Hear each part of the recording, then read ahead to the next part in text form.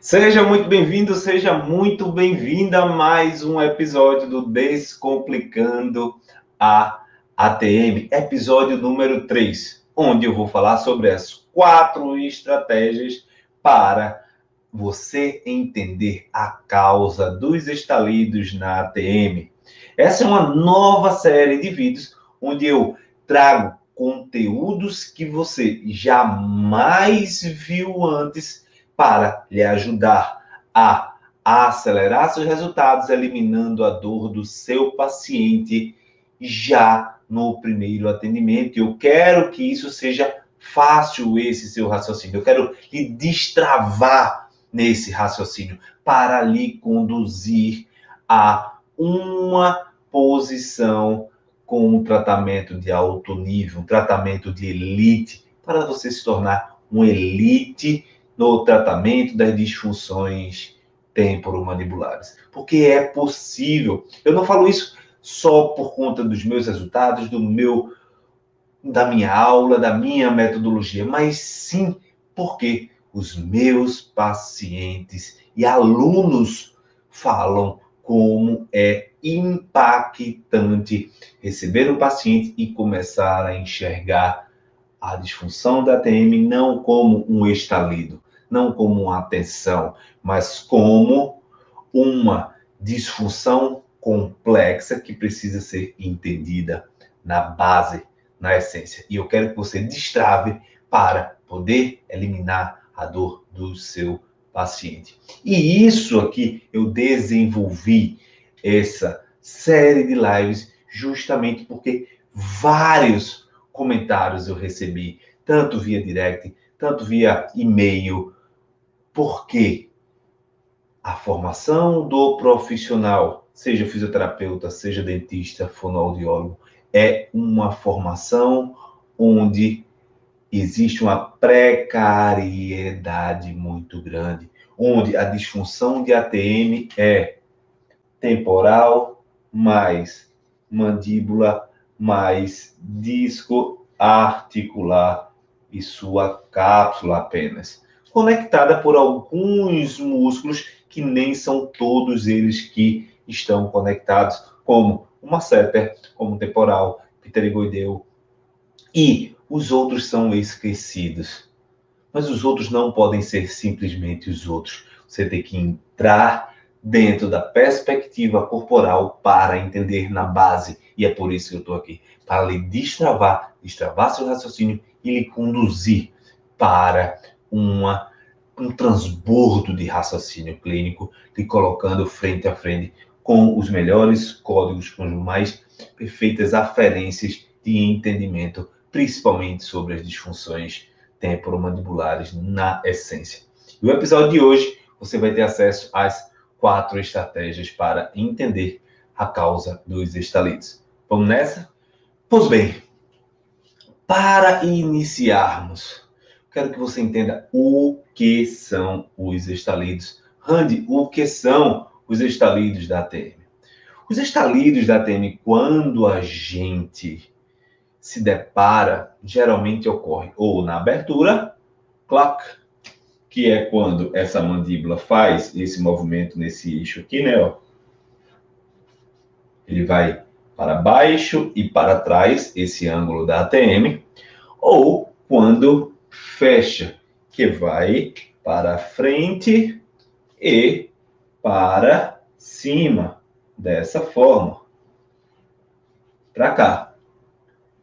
O detalhe é que o estalido tem relação direta com a congruência, com a relação entre o disco e o posicionamento da glenoide e do côndilo da ATM. Dessa forma, com esse entendimento, com essa perspectiva, a gente precisa entender quais são as formas de interferências que podem chegar na mandíbula, no temporal e no disco da ATM, capazes de gerar uma disfunção como o estalido. É assim que você pretende e deve começar a entender a disfunção da ATM. É assim que você deve entender o estalido, como uma disfunção que está relacionada com a falta de congruência, com a falta de harmonia, com um desequilíbrio importante dessa região e que faz com que o disco adenoide e o côndilo da ATM esteja em desarmonia, gerando os estalidos, seja na abertura ou seja no fechamento. E uma das principais, a primeira sacada, o primeiro ponto que eu quero que você pegue, a primeira estratégia é que você precisa analisar sobre a função muscular. A primeira estratégia está em você entender como estão as funções dos músculos. Mas existem funções dos músculos associadas especificamente com o disco e com o local do problema, existem funções mais à distância. E eles compõem a estratégia 1 e a estratégia 2. O primeiro ponto de estratégia vinculado a esse ponto de suporte anátomo-fisiológico é o músculo pterigoideo externo. Randy, como assim? A primeira coisa que você precisa entender na função da ATM e no estalido é como está a relação entre a congruência do disco dentro dessa articulação temporomandibular. E se você quer entender como o disco está, você tem que entender como está o tônus do músculo vinculado a ele, com origem nele. E aí você precisa entender isso. Junto ao temporal, olhando lateralmente o crânio, exatamente nessa região, nós temos a asa maior do esfenoide, que internamente tem o processo pterigoide do osso esfenoide. E esse processo pterigoide do osso esfenoide traz aqui por dentro a inserção dos dois ventres musculares do pterigoideu externo ou lateral. O primeiro vem direto se conectar aqui. Vem direto se conectar na cápsula e no disco articular. E o que eu quero dizer com isso? É que se o tônus dessa musculatura estiver muito alto, eu tenho uma tração na cápsula e uma assincronia entre o temporal e a mandíbula, e o côndilo da mandíbula. Dessa forma, o disco, ao abrir e fechar a boca, vai estar fora, vai estar sendo tendenciosamente levado ao clec, ao desequilíbrio, ao estalido. Mas existe outro ramo dela, que é o feixe inferior, que vem para essa região. E o feixe inferior tenta compensar isso. Compensa trazendo o côndilo da ATM também junto. Porém, essa estrutura, o disco articular, ele é mais móvel, é menos rígido, menos fixo. Com isso, ele sai antes mesmo do início da mandíbula começar a realizar o seu movimento.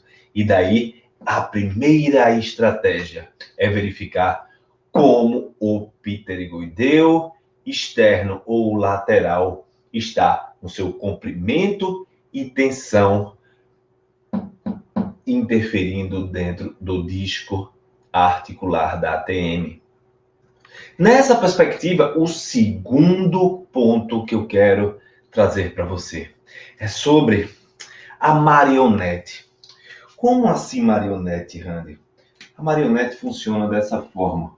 Eu tenho isso aqui, a mandíbula. E essa mandíbula recebe influência de músculos superiores e músculos inferiores. Os músculos superiores são os principais músculos mastigatórios. E os músculos inferiores é o que nós chamamos dos músculos hioideus, né? Então, dos músculos supraioideus. Supraioideus.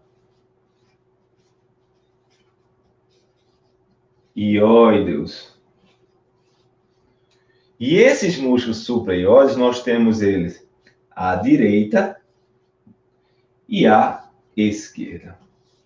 E onde eu quero chegar com isso? Para que a minha mandíbula receba essa força e mantenha em equilíbrio a abertura e, consequentemente, força excêntrica de coaptação, de equilíbrio da mandíbula, eu tenho que ter uma força mais e mais. Se por algum motivo eu tenho minha cervical, meus músculos supraioides alterados, aqui nós temos o ióide, onde os músculos vêm exatamente nessa região. Inclusive músculos para o temporal, estilo ioideu, digástrico posterior, mas sendo que nós temos a direita e a esquerda. Esse controle lateral, póstero-anterior, por esses músculos supraioideus, pode determinar como está o posicionamento dessa mandíbula. Dessa forma, pega essa sacada aqui, ó. Os supraioideus e sua inervação hipoglosso e alguns ramos do trigêmeo deve receber bastante atenção. Então, o nervo hipoglosso precisa ser avaliado, principalmente a alça cervical, que inerva essa região. Por isso que o posicionamento da cabeça e do pescoço pode estar diretamente afetando isso. E aqui, isso aqui a gente vai chegar em outro ponto mais na frente que eu vou lhe esclarecer. Então, primeira estratégia, avaliar pterigoideu externo. Segunda estratégia, avaliar supraioides. E aí a gente sente o equilíbrio da função da mandíbula. Como essa mandíbula está posicionada, como ela está fluindo na sua dinâmica e como o disco vai estar sendo interferido, vai estar sendo desequilibrado. E é dessa forma, entendendo de forma profunda e ampla, que você deve entender a disfunção da TM, em especial o estalido, e não como o tradicional. A metodologia tradicional coloca você para de frente a frente como estalido, como sendo algo apenas de conflito local. E não é assim. Enquanto você negligenciar informações como essas, por exemplo, dos supraioides, que controla, regem o equilíbrio da mandíbula, você vai continuar tratando o seu paciente de disfunção de ATM com foco no local da dor. Dentro dessa perspectiva, você precisa parar de confundir. Que músculos supraioides não são puramente os músculos cervicais, nem são também todos os músculos dessa região. Nessa região nós temos os supraioides, que o nome já diz, acima do ióide, que conecta especificamente com a mandíbula. Mas também nós temos os infraioideus, que vêm para essa região. Nós temos músculos infraioideus que vão para a escápula, para o ombro, tá? Para o ombro. E dessa forma, a gente ter a articulação do ombro aqui. Então, nós temos músculos supraioides que têm uma qualidade, que têm uma função específica. Nós temos a coluna cervical e músculos paravertebrais, nucais, suboccipitais, que têm as suas funções. Então, você não pode confundir suboccipitais com supraioides, nem colocar tudo misturado. Essa é uma estrutura que tem uma singularidade, o controle dessa função e mais. Se a gente quiser aprofundar mais, traz aqui uma conexão direta com o assoalho da boca e composição da língua. E essa composição da língua associa a tensão da mandíbula, tensão superior, com o movimento da língua. Caraca, que demais! E isso coloca você em uma elite de pensamento, em uma elite de raciocínio clínico, em um raciocínio clínico avançado para destravar o sofrimento do seu paciente, para tirar o paciente do sofrimento contínuo. Então, você precisa entender essas perspectivas. A estratégia 1, pterigoideu externo, e as correlações também do supraioides com o surgimento, tudo relacionado ao estalido. Dessa forma, essas duas estratégias são muito importantes. E aí, por que conhecer a função desses músculos e suas reações é, de fato, uma oportunidade de lhe colocar frente a frente com um novo mundo, com uma elitização do processo terapêutico. Porque, de fato, você não teve isso na faculdade. Eu não tive isso na faculdade. Seus amigos não tiveram isso, como dezenas, milhares de profissionais também não tiveram. Então, você vai estar entre milhares de profissionais que sabem, de fato, correlacionar, integrar e destravar, eliminar a dor do paciente com um raciocínio clínico avançado a partir desse entendimento, dessa perspectiva. E é para isso que eu estou aqui, para lhe conduzir para um novo mundo, uma nova perspectiva, para lhe destravar e lhe colocar frente a frente com uma nova realidade clínica na disfunção de ATM. E eu quero, a partir de agora, falei duas oportunidades, duas estratégias claras de entendimento dos estalidos. A segunda que eu quero, a terceira que eu quero é que você entenda a função dos nervos nesse processo. A função dos nervos nesse processo está no processo de entendimento de como o tônus da musculatura vai estar afetado e de como o crânio pode afetar essa região. Preste muita atenção. O trigêmeo e o hipoglosso, supraioides e músculos mastigatórios, masseter, temporal, pterigoideu lateral, pterigoideu medial ou interno, todos eles têm relação com o trigêmeo. Músculos relacionados com a parte supraioides, como miloioide, como digástrico anterior, tem relação com o trigêmeo.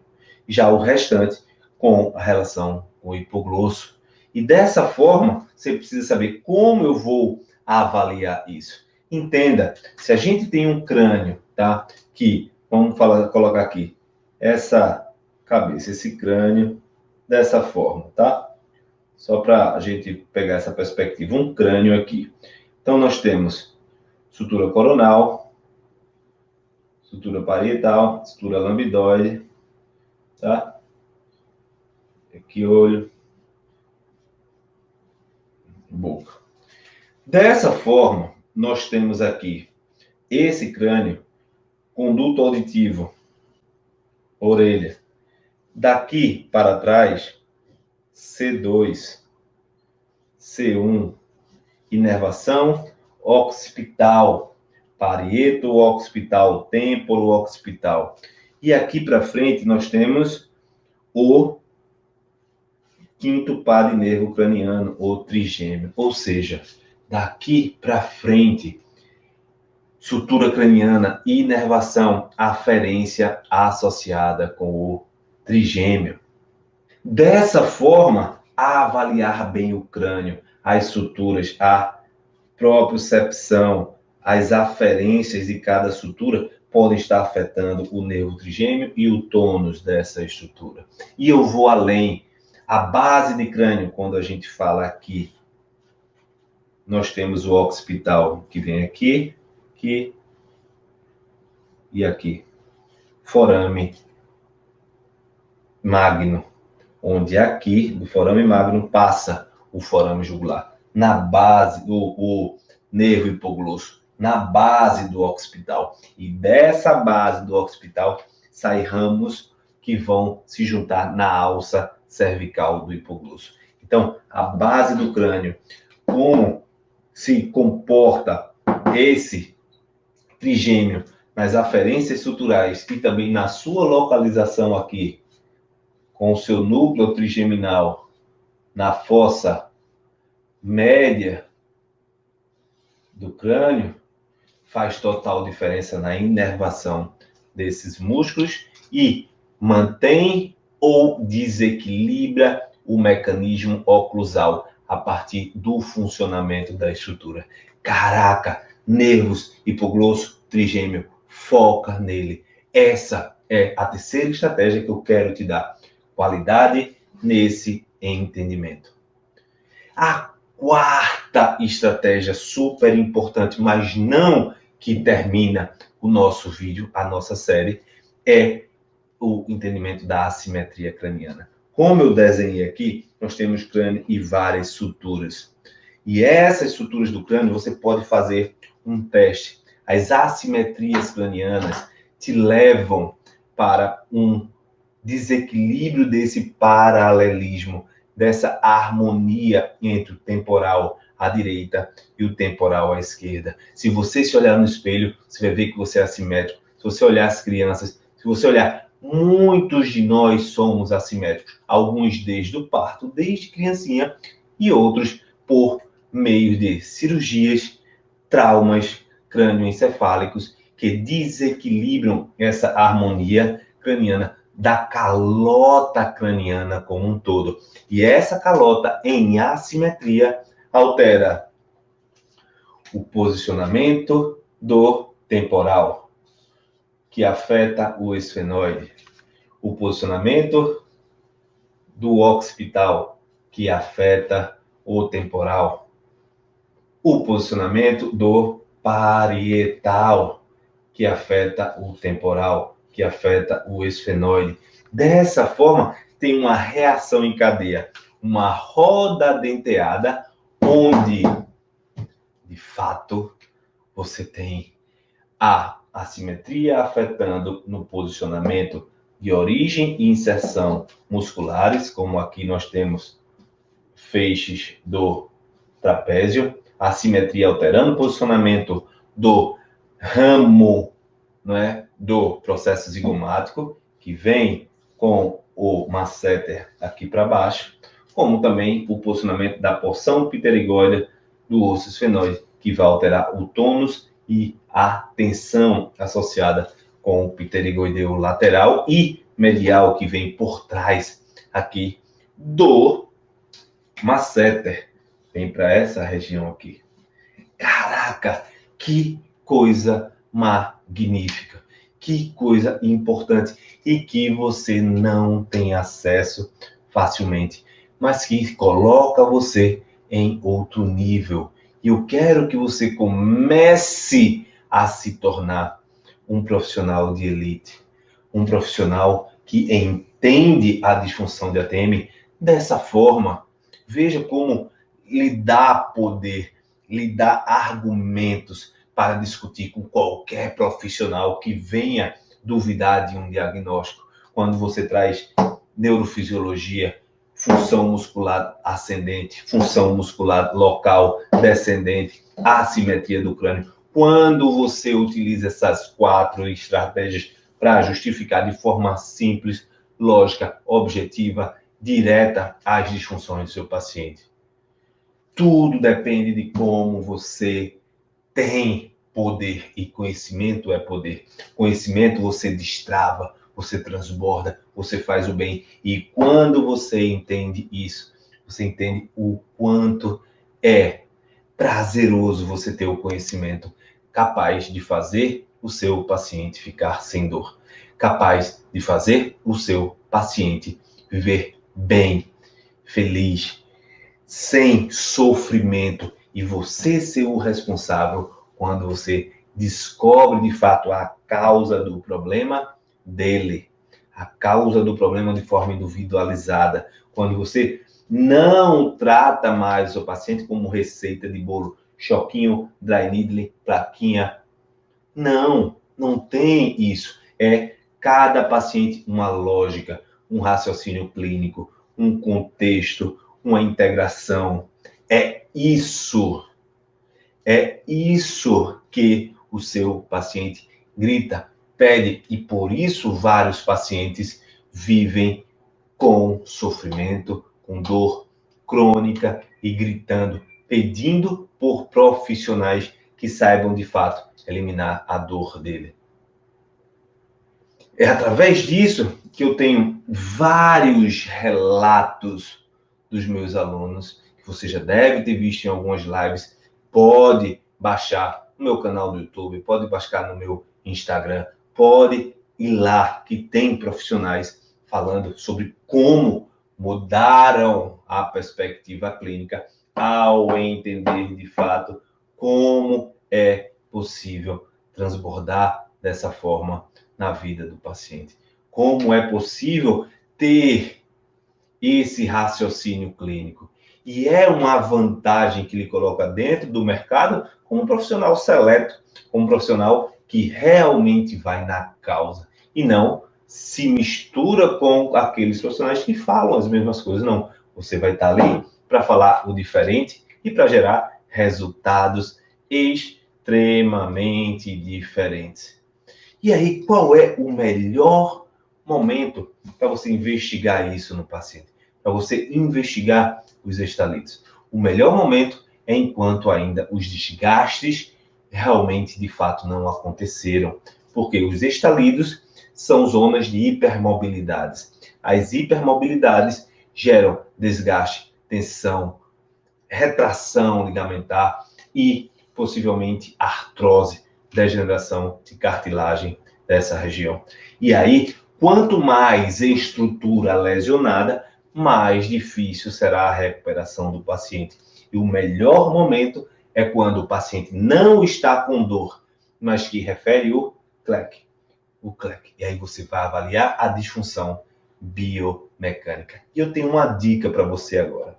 Você, devido a essa relação do temporal bem clara, se você que está assistindo aí, profissional que trata paciente com disfunção da TM e estalido, se você abre a boca, você é humano, pode ter estalido, e ele tem traque, estalido, faz o seguinte, faz o teste, pega na tua fossa temporal aqui, ó, um temporal de um lado, de outro, e comprime.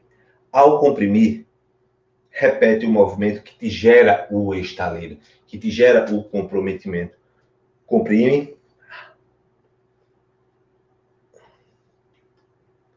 E observa que somente ao comprimir, ao pressionar lateral esse temporal, você já consegue reduzir alguns dos seus sintomas. Principalmente se esse estalido estiver associado com o crânio, com o pterygoideu lateral, com a assimetria craniana. Ele pode não diminuir muito se de fato a porção supraioide estiver no comando, mas mesmo assim a gente tem uma redução. Então, ó, pressiona de um lado, do outro, abre, fecha. Mantém a pressão, abre e fecha. E observe a leveza que causa, a simetria que causa. E compare isso. Agora, imagine o seu paciente recebendo essa abordagem. Essa abordagem capaz de gerar a melhora e o reequilíbrio funcional do corpo. É sobre isso.